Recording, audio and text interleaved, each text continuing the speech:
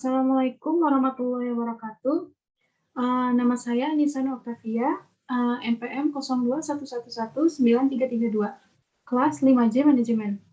Di sini saya akan menjelaskan merancang perubahan dan pengelolaan dalam perusahaan Mayora Indah Tbk. Selanjutnya, di sini ada latar belakang.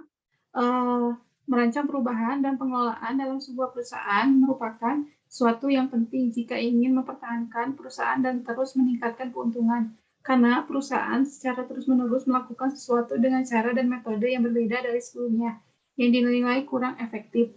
Mengelola perubahan dirumuskan oleh seorang manajer, namun dipraktikkan dilakukan oleh seorang pemimpin secara langsung, sehingga kerjasama di antara keduanya bisa membentuk perubahan yang optimal. Perusahaan Mayora Indah Tbk merupakan salah satu perusahaan produksi pangan terbesar dan terkemuka di Indonesia yang telah hadir sejak 17 Februari 1977. Semenjak beberapa dekade, PT Mayora Indah Tbk yang awalnya hanya merupakan industri biskuit rumahan telah bertransformasi menjadi sebuah perusahaan besar dan berkembang pesat dengan merek-merek makanan yang terkenal, baik oleh masyarakat dan begitupun laris di pasaran. Selanjutnya, di sini saya akan menjelaskan analisis SWOT pada perusahaan Mayora.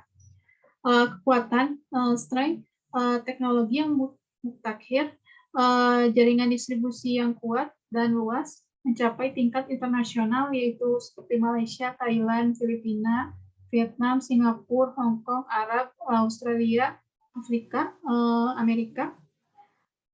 Terus yang ketiga ada merupakan perusahaan go public. Yang kedua ada kelemahan pada perusahaan Mayora. Yang pertama ada kurangnya promosi secara online. Yang kedua masih terdapat bahan-bahan baku yang diimpor dari luar negeri, misalnya kopi untuk permen Kopiko diimpor dari Thailand. Hal ini dikemukakan menyiasati citra buruk. Yang ketiga ada peluang opportunity. Yang pertama masih ada pasar domestik maupun internasional yang belum tergarap. Yang kedua ada terciptanya inovasi-inovasi baru dengan teknologi yang canggih. Yang keempat ada ancaman pendatang baru yaitu seperti PT Kemang Food Industry dan Food ya, inovasi pangan. Dan yang ketiga seperti pesaing yang cukup berpengalaman dalam industri makanan. Yang selanjutnya saya akan menjelaskan VUCA dalam perusahaan Mayora. Volatility, persaingan yang semakin ketat, perseroan menghadapi persaingan yang lebih ketat dengan munculnya merek-merek dagang baru yang dikeluarkan oleh produsen lokal dan importir yang memasukkan produk dari luar negeri yang mengakibatkan biaya penjualan yang harus dikeluarkan oleh perseroan menjadi lebih tinggi.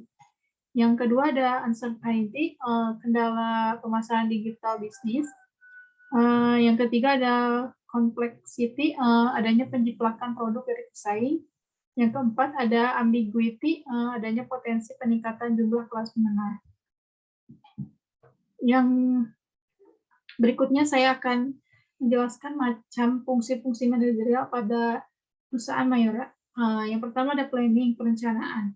Perusahaan Mayora Indah Tbk berusaha memberikan kontribusi positif bagi lingkungan dan negara tempat perusahaan beroperasi, dan PT Mayora Indah Tbk telah membuktikan dirinya sebagai produsen yang berkualitas dengan mendapatkan penghargaan top 100 perusahaan eksportir di Indonesia. Yang kedua ada pengorganisasian. Struktur organisasi perusahaan Mayora terdiri dari pemimpin dari fungsi yang berbeda dengan setiap pada pengembangan produk tertentu. Kendali perusahaan pada presiden direktur, pelimpahan tugas kerja kepada bawahannya sesuai dengan departemen, kemudian dilanjutkan pada staf serta karyawan. Yang ketiga ada actuating, pelaksanaan. Dalam pelaksanaan kepemimpinan, bertanggung jawab untuk melakukan pengawasan dan memberikan saran atas pengolahan perusahaan terhadap perencanaan dan pengembangan operasional. Yang terakhir ada controlling, pengawasan. Perusahaan Mayora menggunakan sistem SMK3, sistem manajemen keselamatan dan kesehatan kerja seperti melindungi pekerja, patuh terhadap peraturan undang-undang, dan meningkatkan kepercayaan kepuasan pelanggan. membuat sistem manajemen yang efektif. Selanjutnya, kesimpulannya, merancang perubahan dan pengelolaan dalam sebuah perusahaan merupakan suatu yang penting jika ingin mempertahankan bisnis dan juga terus meningkatkan keuntungan. Karena perubahan berarti secara terus-menerus melakukan sesuatu dengan cara dan metode yang berbeda dari sebelumnya yang dinilai kurang efektif. Mengelola perubahan dirumuskan oleh seorang manajer, namun dalam praktiknya dilakukan oleh seorang pemimpin secara langsung, sehingga kerjasama di antara keduanya bisa membentuk perubahan yang lebih optimal. Karena dalam manajemen perubahan atau manajemen of change merupakan suatu proses di mana organisasi tersebut berpindah dari keadaannya yang sekarang menuju ke masa depan yang diinginkan untuk meningkatkan efektivitas organisasinya. Sekian dari saya. Assalamualaikum warahmatullahi wabarakatuh.